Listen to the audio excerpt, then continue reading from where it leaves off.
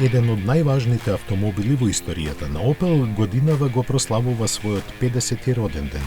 Третата генерација на Кадет, која посебно беше ценета на нашите простори, успешно ја надгради репутацијата на марката и го најави периодот во кој таа тргна во помодерна насока.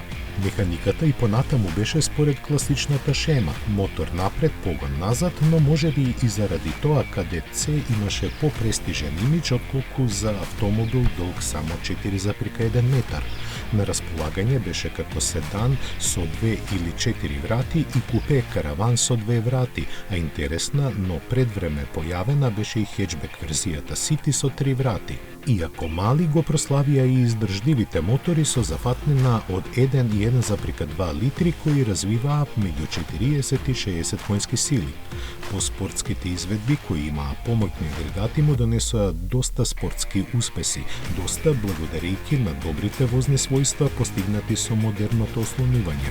Се произведуваше од 1973 до 79, а под различни ознаки се продаваше ширум целиот свет.